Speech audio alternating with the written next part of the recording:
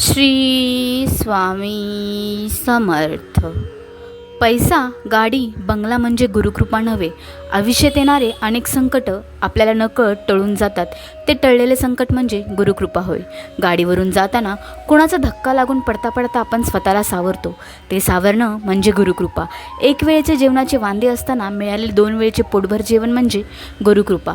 कोसळलेल्या दुःखरूपी डोंगराला पेलण्याची जी ताकद आपल्यात निर्माण होते ती ताकद म्हणजे गुरुकृपा. आता सर्व संपलं असं वाटत असताना पुन्हा उठून विश्व निर्माण करण्याची नवी उमेद उत्पन्न होते. ती उमेद म्हणजे गुरुकृपा.